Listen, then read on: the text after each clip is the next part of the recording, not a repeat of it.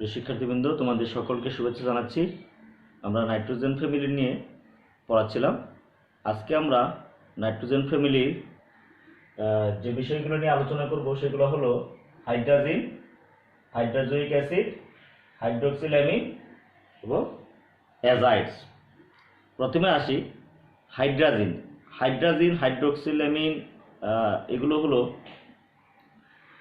আমরা যেগুলো নাইট্রোজেনের হাইড্রাইডস নিয়ে আমরা আলোচনা করেছিলাম যে নাইট্রোজেনের 3 ধরনের হাইড্রাইড। একটি হলো অ্যামোনিয়া, একটি হলো হাইড্রাজিন, আর একটা হলো হাইড্রোজয়িক অ্যাসিড। এই তিনটি হলো নাইট্রোজেনের হাইড্রাইড। তো আজকে আমাদের আলোচনায় আমরা রেখেছি হাইড্রাইড। শিক্ষার্থীবৃন্দ, হাইড্রাইডের সংকেতটি কি আমরা প্রথমে জেনে নেই। NH2, এই যে এখানে দেখে নাও যে দুইটি নাইট্রোজেন পরমাণু পরস্পরের সাথে বন্ধনে আবদ্ধ। এখানে কিন্তু এই হাইড্রাজিন অণুটি মধ্যে প্রত্যেকটি নাইট্রোজেন পরমাণু sp3 হাইব্রিডাইজড।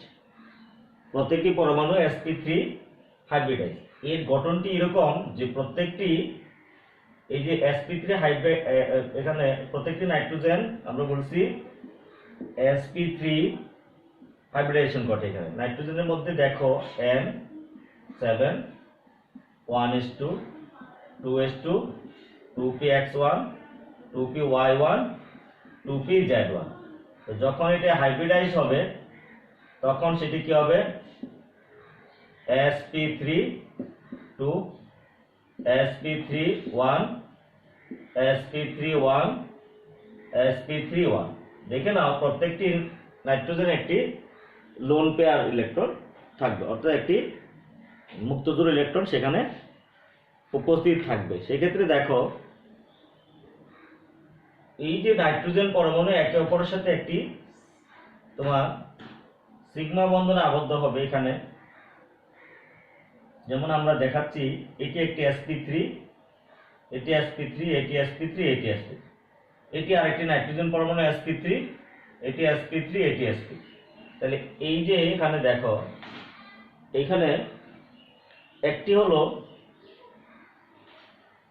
এদের মধ্যে যে এখানে একটি করে ইলেকট্রন আছে প্রত্যেকটির মধ্যে, এটি সিগমা বন্ড। হ্যাঁ, এখানে দেখো একটি হাইড্রোজেনের সাথে এটি একটি সিগমা বন্ড গঠন করবে। আবার আরেকটি হাইড্রোজেনের সাথে একটি লোন পেয়ার, সেটি এখানে আরেকটি হাইড্রোজেনের সাথে সে সিগমা বন্ড করবে।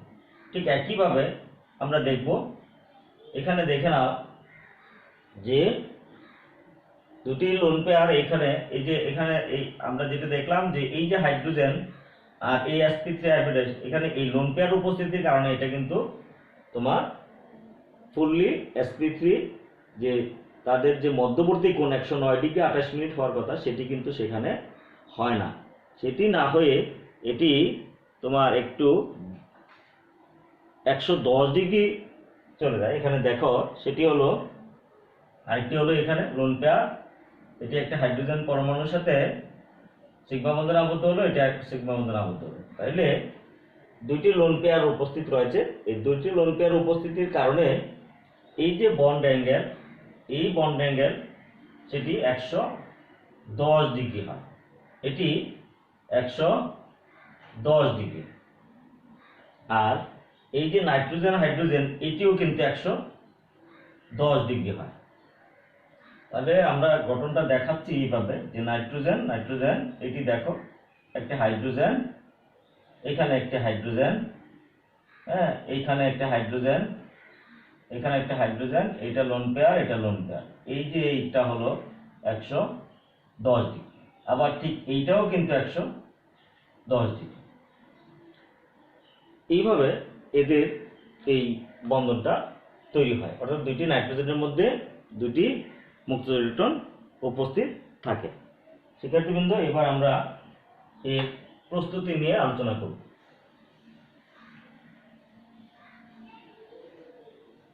হাইড্রাজিন সাধারণত এখানে দেখো রেসিক প্রণালীতে হাইড্রোজেনকে প্রস্তুত করা হয়। রেসিক প্রণালী সেটি কি?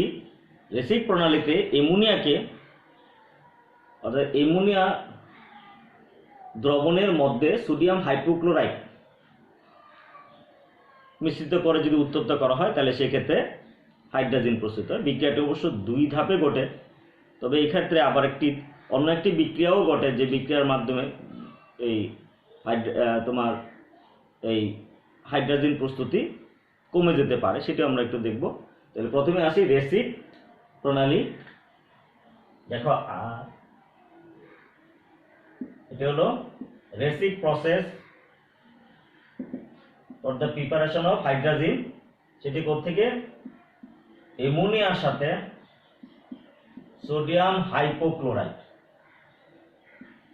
অ্যামোনিয়ার সাথে সোডিয়াম হাইপোক্লোরাইড মিশ্রিত করে যদি উত্তপ্ত করা হয় তাহলে সেক্ষেত্রে তোমার হাইড্রোজেন তৈরি হবে।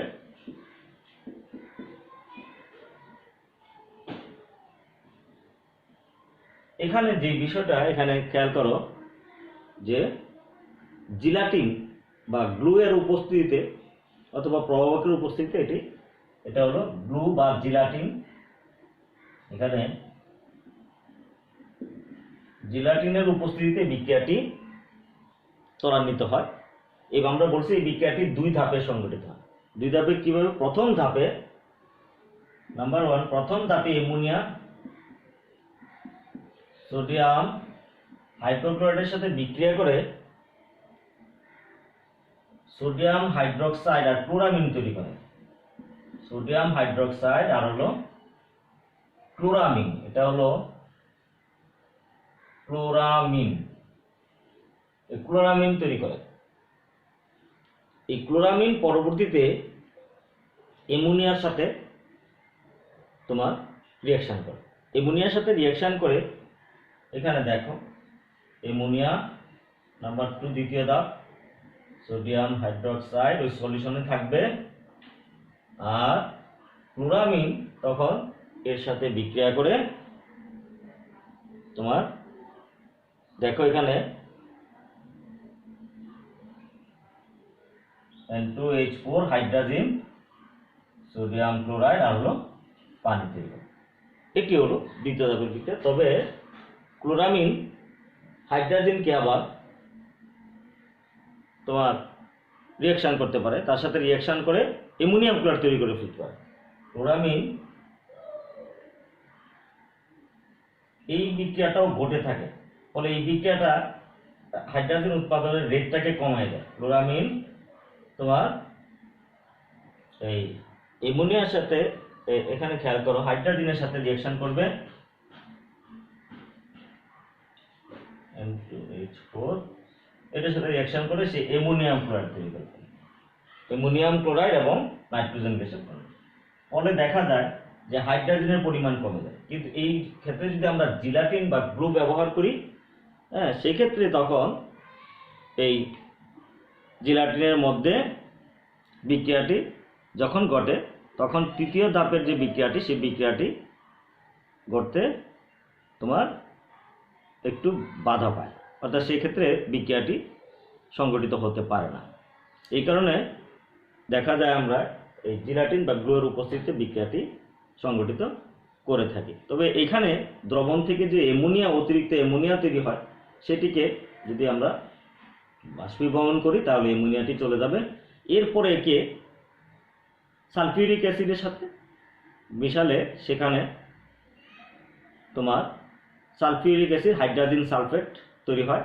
সেখানে হাইড্রোজেন সালফেটকে পরবর্তীতে পটাশিয়াম হাইড্রোক্সাইড দ্রবণে মিশিয়ে নিম্নচাপে পাতন করলে তরল হাইড্রোজেন হাইড্রেট তৈরি হয়। আমরা একটু দেখে নেই। সেক্ষেত্রে এটিকে যদি আমরা বলছি যে এখানে এই যে অতিরিক্ত অ্যামোনিয়া যদি থাকে সেই অ্যামোনিয়াকে যদি আমরা বাষ্পীভবনের সাহায্যে সরাই দিই তারপর সেখানে হাইড্রোজেনের সেই দ্রবণে আমরা কি দেব? সালফিউরিক অ্যাসিড দেব। সালফিউরিক অ্যাসিড দিলে হাইড্রোজেন সালফেট তৈরি হবে। এখানে দেখো এই যে হাইড্রোজেন সালফেট এটি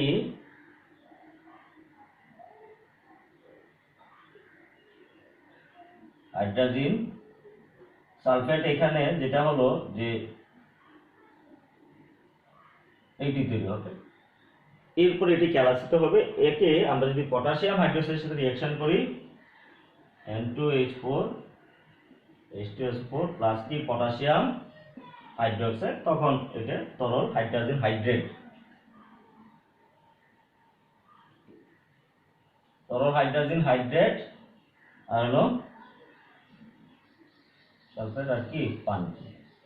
এই তরল হাইড্রোজেন সালফেটকে আমরা আলাদা করতে পারি। এই ছিল হাইড্রোজেনের প্রস্তুতি। শিক্ষার্থীবৃন্দ, হাইড্রোজেন একটি বর্ণহীন এবং হাইগ্রোস্কোপিক তরল পদার্থ। হাইগ্রোস্কোপিক মানে এটি সহজেই পানিতে দ্রবীভূত হতে পারে, অর্থাৎ পানি শোষণ করতে পারে। বায়ুমণ্ডল থেকেও এটি পানি শোষণ করতে পারে, অর্থাৎ সহজেই বায়ু থেকে সে, এটি বলছে আমরা হাইগ্রোস্কোপিক।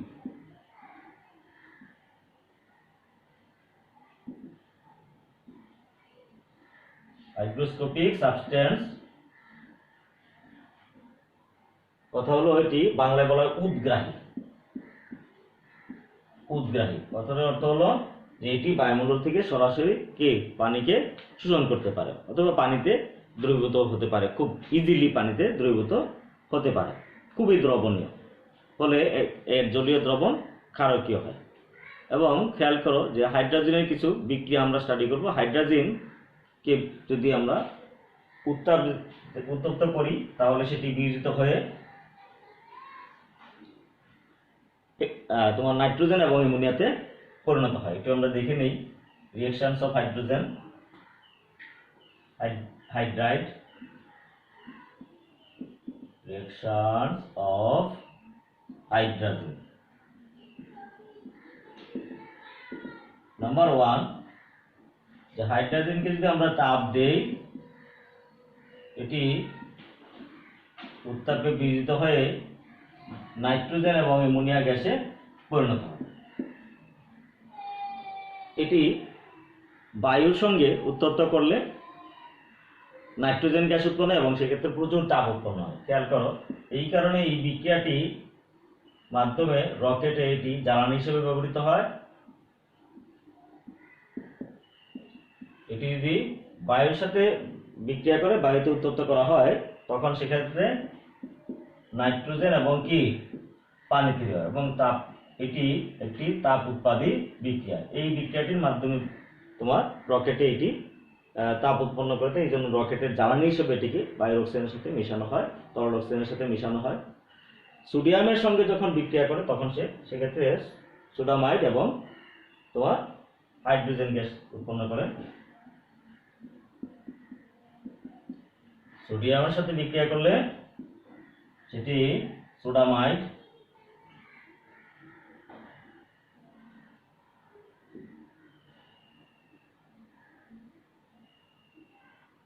এটি দেখো সোডামাইড এবং কি হাইড্রোজেন গ্যাস উৎপন্ন করে। এক্ষেত্রে দেখে আমরা দেখতে পাই যে হাইড্রোজেন হ্যালোজেনের সাথেও বিক্রিয়া করে হ্যালোজেন অ্যাসিড এবং নাইট্রোজেন গ্যাসে পরিণত হয়। নাম্বার 4, যে কোনো হ্যালোজেনের সাথে বিক্রিয়া করে হ্যালোজেন অ্যাসিড এবং নাইট্রোজেন গ্যাসে পরিণত হয়।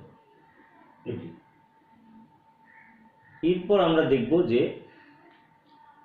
হাইড্রোজেন এবং এর লবণ সম শক্তিশালী রিডিউসিং এজেন্ট, অর্থাৎ বিজারক। এর লবণ সম শক্তিশালী বিজারক, সেটি কিভাবে? যেমন এটি গোল্ড ক্লোরাইড অথবা ফেরিক ক্লোরাইডকে বিজারিত করে, তোমার ফেরাস ক্লোরাইডে পরিণত করে, গোল্ড ক্লোরাইডকে গোল্ডে পরিণত করে। তাহলে হাইড্রোজেন একটি রিডিউসিং এজেন্ট, এটি আমরা দেখে নেই।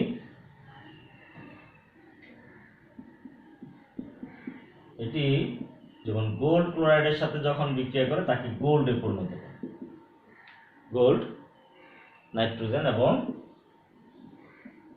হাইড্রোক্লোরিক অ্যাসিডে পরিণত করে। আবার এটি যখন ফেরিক ক্লোরাইডের সাথে বিক্রিয়া করে,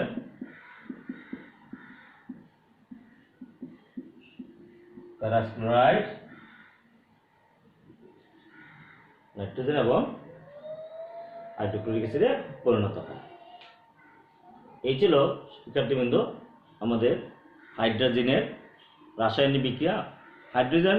এই হাইড্রোজেনকে সাধারণত রকেটের জ্বালানি হিসেবে বায়ুর সাথে বিক্রিয়া মানে ব্যবহার করা হয়, এটা আমরা জানি। এরপরে আমরা আসবো হাইড্রোজয়িক অ্যাসিড। এটিও একটি হাইড্রাইড, নাইট্রোজেনের হাইড্রাইড। হাইড্রোজয়িক অ্যাসিড, এটি সংকেতটি একটু দেখে নাও, একটু ব্যতিক্রমী সংকেত, গাঠনিক সংকেত HN3। এর গাঠনিক সংকেতটি হলো H, nitrogen triple bond N। এটি হলো হাইড্রোজয়িক অ্যাসিড। এই যে দেখো, hydrazoic acid is one hydride of nitrogen. এই হাইড্রোজয়িক অ্যাসিড আমরা জানি নাইট্রোজেনের 3টি হাইড্রাইড, একটি হলো অ্যামোনিয়া, একটি হলো হাইড্রাজিন, আর একটা হলো হাইড্রোজয়িক অ্যাসিড HN3। শিক্ষার্থীবৃন্দ, এই দুইটি কিন্তু বেসিক ক্যারেক্টার, আর এইটি হলো অ্যাসিডিক ক্যারেক্টার। তাহলে দেখতে পাচ্ছি নাইট্রোজেনের 3টি হাইড্রাইডের মধ্যে 2টি হলো বেসিক ক্যারেক্টার আর একটি হলো অ্যাসিডিক ক্যারেক্টার, সেটি হলো হাইড্রোজয়িক অ্যাসিড। এই হাইড্রোজয়িক অ্যাসিড সাধারণত তোমার বিভিন্ন অ্যাজাইড থেকে প্রস্তুত করা হয়। বিভিন্ন অ্যাজাইড বলতে যেটি বোঝায় সেটা হলো যেমন অ্যাজাইড সল্ট, সোডিয়াম অ্যাজাইড, অর্থাৎ সোডিয়াম, আমরা যদি সোডিয়াম নাইট্রাইট বলি, হ্যাঁ, সোডিয়াম নাইট্রাইট, এখানে দেখো সোডিয়াম নাইট্রাইট, সেটি হলো সোডিয়াম অ্যাজাইড। এখানে সোডামাইড থেকে, আমরা একটু আগে দেখেছি সোডামাইড, এখানে দেখো অ্যাজাইড সল্টকে, যেমন সোডিয়াম নাইট্রাইট, এটি সোডিয়াম অ্যাজাইড।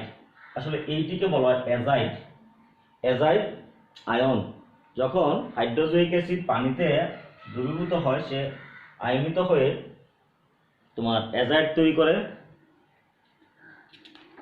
এটি একটি দেখে নাও যে সে যখন পানিতে দ্রবীভূত হয় তখন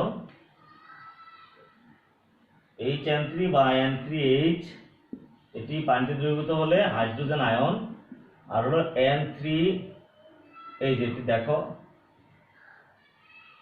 মাইনাস, এই যে অ্যাজাইড আয়ন, হ্যাঁ, এই অ্যাজাইড আয়নে পরিণত হয়। এইটিকে বলা হয় অ্যাজাইড আয়ন।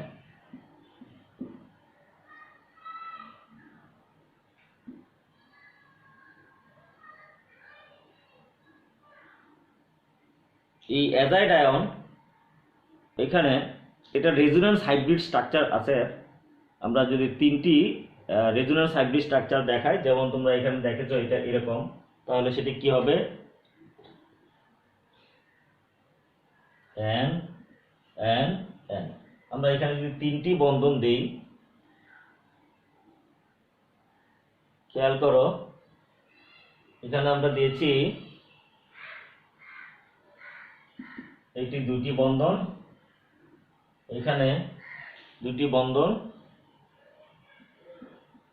এটি এখানে হলো মাইনাস, এটা প্লাস, এটা মাইনাস, এটি হলো এরকম অ্যাজাইড আয়ন। এটি তোমার এখানে লোন পেয়ার আছে,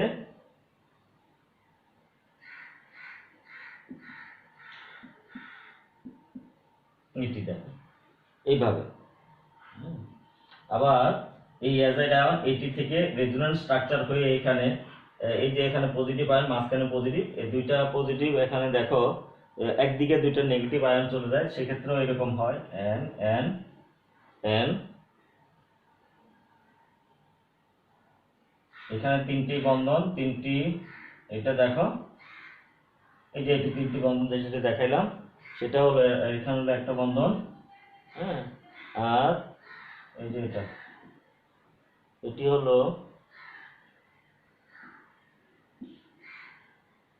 এরকম 2 মাইনাস। আবার আরেকটি আছে এরকম, এটি দেখা যায় যে এরকম এক পাশে চলে গেল, এই এরকম N N N।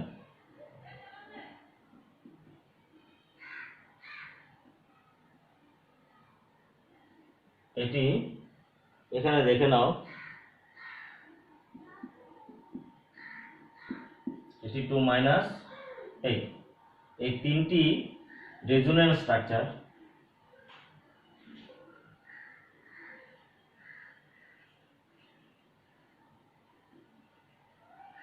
Structure of azide ion. এখানে শিক্ষার্থীবৃন্দ আমরা দেখতে পাচ্ছি যে এই যে তিনটি নাইট্রোজেন পরমাণু পরস্পরের সাথে যুক্ত আছে একটি হাইড্রোজেন পরমাণুর সাথে, সেক্ষেত্রে দেখা যায় যে এদের বন্ড লেন্থ কিন্তু সমান না। যেমন আমরা দেখতে পাচ্ছি তিনটি, এইখানে একটি ত্রিবন্ধন, এখানে একটি দ্বিবন্ধন, এখানে একটি একক বন্ধন। শিক্ষার্থীবৃন্দ এখানে এই তিনটি নাইট্রোজেন পরমাণু একটা প্লেনের একটা তলের উপর থাকে, আর তাদের যে বন্ড ডিস্টেন্স এখানে দেখো, এই যে বন্ড অ্যাঙ্গেল এটি কিন্তু এরকম না, এটি এরকম এইভাবে থাকে। এটি হলো হাইড্রোজেন, এই যে বন্ড অ্যাঙ্গেল এটি হলো তোমার 110 ডিগ্রি, এটি 110 ডিগ্রি। এই যে বন্ড ডিস্টেন্স, এই বন্ড ডিস্টেন্সটা হলো তোমার এই 1.13 অ্যাংস্ট্রম, আর এটি হলো 1.24 অ্যাংস্ট্রম। এটি হলো হাইড্রোজেনের তোমার হাইড্রোজেনিক অ্যাসিডের গঠন। আমরা দেখতে পাচ্ছি যে এখানে এই হাইড্রাইড, যখন এই হাইড্রোজয়িক অ্যাসিড, খেয়াল করো, হাইড্রোজয়িক অ্যাসিড যখন কোনো ধাতুর সাথে বিক্রিয়া করে তখন সেক্ষেত্রে ধাতব অ্যাজাইড তৈরি হয়। আমাদের এই এখানে আছে, মানে সিলেবাসে আছে অ্যাজাইড কি, তাহলে হাইড্রোজয়িক অ্যাসিড যখন কোনো ধাতুর সাথে বিক্রিয়া করে তখন যে লবণসমূহ তৈরি করে সেটি হলো কি, ধাতব অ্যাজাইড বা অ্যাজাইড লবণ। এখানে আমরা দেখতে পাই যেমন জিঙ্ক, জিঙ্ক যদি তোমার হাইড্রোজয়িক অ্যাসিডের সাথে বিক্রিয়া করে, জিঙ্ক, কপার ইত্যাদি, তখন তাদের অ্যাজাইড তৈরি করে। এখানে দেখো এটি তৈরি হবে, দেখো জিঙ্ক, এই যে N3O2 জিঙ্ক অ্যাজাইড, আর কি তৈরি হবে, আর তৈরি হবে নাইট্রোজেন এবং অ্যামোনিয়া। এটি হলো জিঙ্ক অ্যাজাইড, অর্থাৎ জিঙ্ক অ্যাজাইড লবণ, জিঙ্ক অ্যাজাইড। কপার ইত্যাদি ধাতু হাইড্রোজেন উৎপন্ন না করেও এখানে দেখো, এখানে তোমার কি, এটা হাইড্রোজেন উৎপন্ন করে নাইট্রোজেন এবং অ্যামোনিয়া ধাতব অ্যাজাইড লবণ তৈরি করে। এরপর আমাদের আছে হাইড্রোক্সিল অ্যামিন। শিক্ষার্থীবৃন্দ, হাইড্রোক্সিল অ্যামিন আমরা প্রথমে তার সংকেতটা দেখে নিই। হাইড্রোক্সিল অ্যামিন হলো NH2OH। এখানে সিম্পলি দেখো, একটি অ্যামোনিয়া থেকে যদি একটি হাইড্রোজেনকে হাইড্রোক্সিল দ্বারা রিপ্লেস করা হয় তাহলে কিন্তু হাইড্রোক্সিল অ্যামিন তৈরি হয়। এটি দেখো, এটি হলো হাইড্রোক্সিল অ্যামিন। এটি মনে করা হয়ে থাকে যে এটি অ্যামোনিয়ার একটি উদ্ভূত জাতক, তবে এটি এইভাবে প্রস্তুত করা হয় না। সেক্ষেত্রে দেখো যে প্রথমে সোডিয়াম কার্বনেট এর সাথে, সোডিয়াম কার্বনেটের সাথে সালফার ডাইঅক্সাইড পানি বিক্রিয়া করলে সেক্ষেত্রে তোমার সোডিয়াম বাইসালফেট তৈরি হয়। এই সোডিয়াম বাইসালফেট সোডিয়াম নাইট্রাইটের সাথে রিয়াকশন করে হাইড্রোক্সিল অ্যামিন সোডিয়াম সালফোনেট একটা লবণ তৈরি করে, যার থেকে পরবর্তীতে আমরা হাইড্রোক্সিল অ্যামিনটা পেয়ে থাকি। তাহলে প্রথমে আসি যে হাইড্রোক্সিল অ্যামিন প্রস্তুত করা হয় কিভাবে, যে তোমার সালফাইডের সাথে, বিশেষ করে সালফার ডাইঅক্সাইড এবং সোডিয়াম নাইট্রাইট, নাইট্রাইটের যদি আমরা রিডাকশন করি, যে কোনো নাইট্রাইট, সেটা সোডিয়াম নাইট্রাইট হতে পারে, রিডাকশন করলে সেখান থেকে কন্ট্রোল কন্ডিশনে তখন আমরা এই একটি সোডিয়াম বাইসালফেট পাবো। সোডিয়াম বাইসালফেট পরবর্তীতে এই সোডিয়াম নাইট্রাইটকে তোমার বিজারিত করে, সেক্ষেত্রে হাইড্রোক্সিল অ্যামিন সোডিয়াম সালফোনেট তৈরি করবে। এটা আমরা একটু দেখে নেই। প্রথমে আসি যে প্রিপারেশন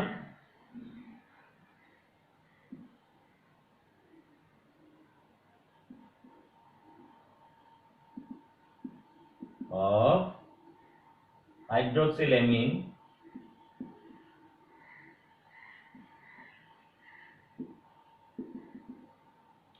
এটি হলো সালফার ডাইঅক্সাইডের সাহায্যে যে কোনো নাইট্রাইট লবণকে যদি আমরা বিজারিত করি তাহলে সেক্ষেত্রে তোমার এই হাইড্রোক্সিলেমিন তৈরি হবে, সেটা আমরা দেখে নিই।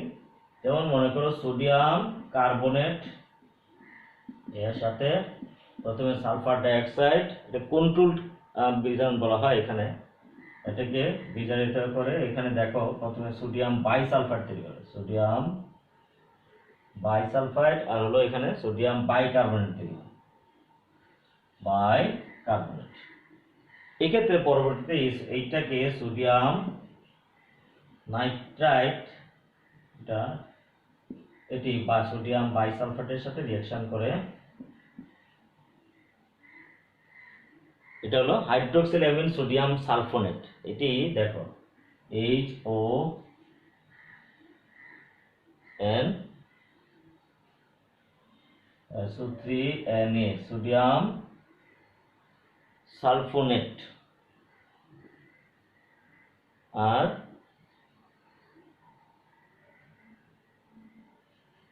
সোডিয়াম সালফাইড পানি উৎপন্ন হয়। এই সোডিয়াম, এই যে দেখো সালফোনেট, এই সোডিয়াম সালফোনেটকে পরবর্তীতে আমরা হাইড্রোলাইজ করি, তাহলে সেখান থেকে হাইড্রোক্সিলেমিন পাওয়া যায়। HON এটি যদি হাইড্রোলাইজ করা হয় তাহলে সেক্ষেত্রে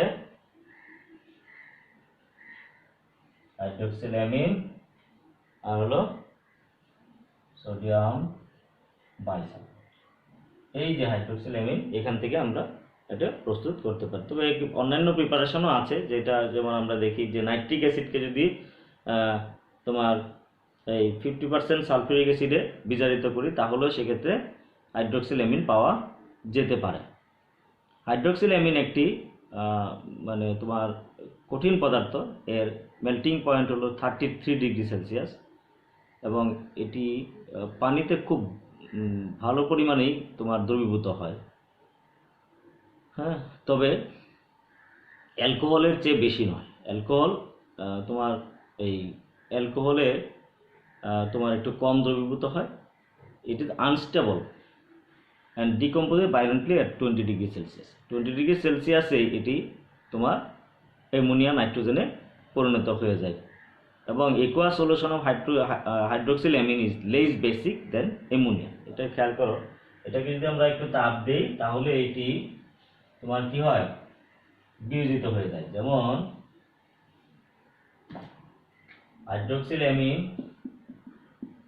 হাইড্রোক্সিলেমিনকে যদি তাপ দেওয়া হয় এটি বিয়োজিত হয়ে নাইট্রোজেন এবং অ্যামোনিয়া ও পানিতে পরিণত হয়।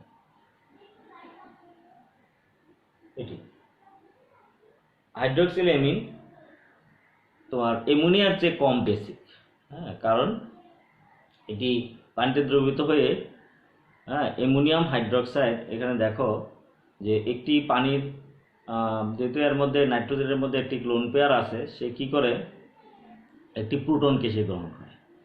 তাহলে প্রোটনকে গ্রহণ করলে সেক্ষেত্রে কি হবে,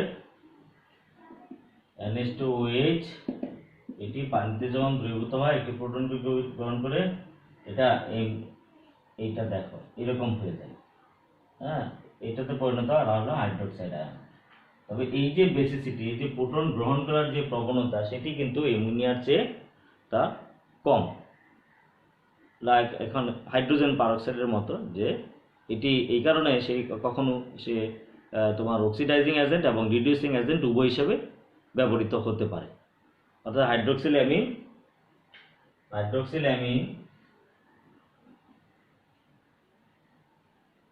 act as both oxidizing and reducing agents